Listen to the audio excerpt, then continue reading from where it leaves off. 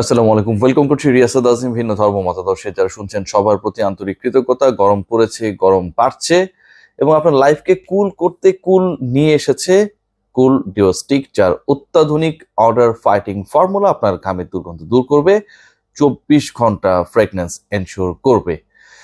এবার ফ্রেগনেন্স কে ছড়াবে, নিউজিল্যান্ড নাকি ইন্ডিয়া? দ্য গ্র্যান্ড ফিনালে এবং ফাইনালে এই দুই দল যখন মুখোমুখি, তখন মুখোমুখি পরিসংখ্যানের হিসাবে, কার্যকারিতার হিসাবে কিছু ক্রিকেটার। স্পিন ট্র্যাকে মোটামুটি খেলা হবে, সবাই ধরেই নিয়েছে। এবং সবচেয়ে বড় ব্যাপার যেটা, দুবাইয়ের উইকেটে আলটিমেটলি যেমনটা ট্যাগ লাইনে আপনারা দেখছেন, স্পিনাররাই ছড়ি ঘোরাবেন। তবে ব্যাটসম্যানশিপের জায়গায় দুই দলের যেই ক্যালিবার রয়েছে, দুই দলের যে শক্তিমত্তা রয়েছে, সেখানটায় দুজন ইন্ডিভিজুয়ালকে আমার কাছে মনে হয় যে সবাই আলাদা করে রাখতে চাইবেন। এবং এই দুইয়ের একজন যিনি পারফর্ম করবেন ফাইনালে, সেই পারফরমেন্স যদি তার দলের শিরোপা জয়ে ভূমিকা রাখে, টুর্নামেন্টের সেরা ক্রিকেটার যে তিনিই হবেন, এটা নিয়েও খুব বেশি ডাউট নেই। কোন দুজন ক্রিকেটারের কথা আমি বলছি? আমি যেই দুই ক্রিকেটারের কথা বলছি তার একজন Virat Kohli, 217 run, fourth highest run getter এখন পর্যন্ত টুর্নামেন্টে, এবং Rachin Ravindra, second highest run getter এবং তার মোট রান হচ্ছে 226। রাচিন আইসিসি ইভেন্ট এলেই সচিন হয়ে যান। তার এখন পর্যন্ত 5টা সেঞ্চুরি এবং এই 5 সেঞ্চুরি 5টাই আইসিসি ইভেন্টে। 3 ম্যাচ খেলেছেন, 2টা শতক হাঁকিয়েছেন এবং ভারতের বিপক্ষে ফাইনালে নিশ্চয়ই বিস্ফোরক কিছু একটা জমিয়ে রেখেছেন। বিরাট কোহলির ইনিংসটা আবার একটু ডিফারেন্ট। যখনই প্রেশার সিচুয়েশন, এক্সপেকটেশনস এর প্রেশার এবং একই সাথে অন্যরা ফেইল করেছে, দলকে টানতে হবে এককভাবে, সেই জায়গায় বিরাট কোহলি অনবদ্য। আমরা যদি খেয়াল করি পাকিস্তানের এগেনস্টে pressure match, definitely India Pakistan match মানে প্রেশার ম্যাচ, সেই পার্টিকুলার ম্যাচে তিনি অপরাজিত, শতক হাঁকালেন। অস্ট্রেলিয়ার এগেনস্টে সেমিফাইনাল, এবং সেমিফাইনাল মানে কি, সেমিফাইনাল অথবা অস্ট্রেলিয়া অথবা নকআউট ম্যাচ মানেই ভারতের জন্য একটা বিশাল প্রেশার। আহমেদাবাদে আমরা জানি সবাই যে কি ধরনের একটা ধরা খেয়েছিল ভারত 2023 50 ওভারের বিশ্বকাপে। আবারও একটা 50 ওভার্স ইভেন্ট, আবারও আইসিসি টুর্নামেন্ট, আবারও ইন্ডিয়া কিছুটা হলেও অ্যাডভান্টেজ নিয়েছে ভাই, স্বীকার করুন আর না করুন। সেই অস্ট্রেলিয়ার বিপক্ষে সেমিফাইনাল হেরে গেলে ইন্ডিয়া বাদ টুর্নামেন্ট থেকে, ফাইনালে যাওয়া, শিরোপা জয়ের সব স্বপ্ন শেষ। বিরাট কোহলি সেই প্রেশার ম্যাচে 80+ করে রান করলেন। আমরা যদি কার্যকারিতার দিক থেকে বিবেচনা করি, আমার কাছে মনে হয় Virat Kohli is more capable and more good performer than Rachin Ravindra. কারণ রবীন্দ্র যে শতকগুলো হাঁকিয়েছেন বা করেছেন, সেটাতে আসলে এত প্রেশার সিচুয়েশন কখনো ক্রিয়েট হয়েছে বলে মনে হয় না। আমরা যদি সবশেষ শতকের দিকেও তাকাই, প্রতিপক্ষের বিপক্ষে এত কমফোর্টেবলি নিউজিল্যান্ড জিতে গেছে, সেটাই যদি তিনি 100 না করে 60ও করতেন, খুব বেশি আসলে ব্যবধান হতো না।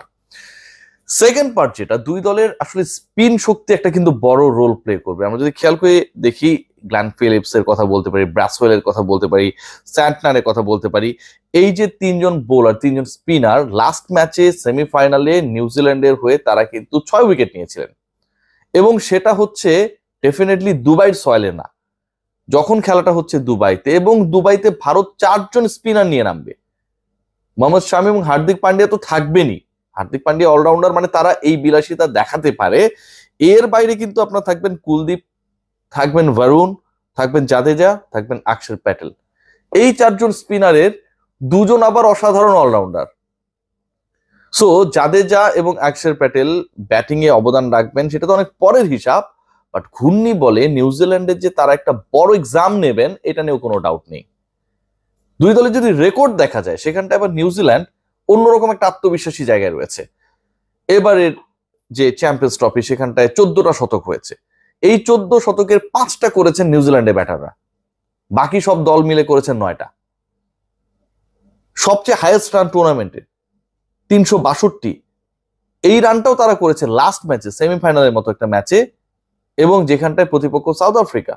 অনেকেই সাউথ আফ্রিকাকে অপোনেন্ট হিসেবে এগিয়ে রাখছিলেন।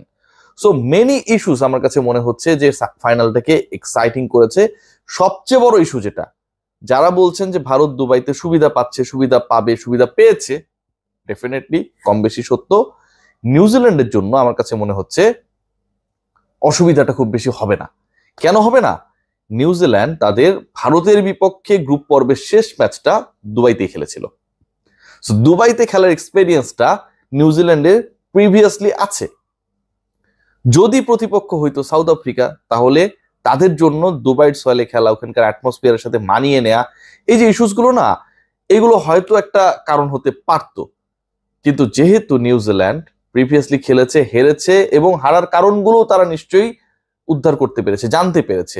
সো ডেফিনেটলি লাস্ট এক্সপেরিয়েন্সটা বিটার হলেও সেটা ভালোভাবেই নিউজিল্যান্ডকে একটা গুড মেমোরি দেবে, গুড এক্সপেরিয়েন্স দেবে, গুড প্ল্যানিং করার জন্য রসদ দেবে against India in the final.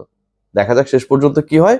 But Virat Rachin, spin versus spin, এবং টস কি বলে, কোন ফ্যাক্টর হয়, চেজে কোন দল থাকে, এগুলোই ডিসাইড করবে ফাইনালে উইনার হবে কোন দল। সবাই ভালো থাকবেন, টেক গ্রেট কেয়ার।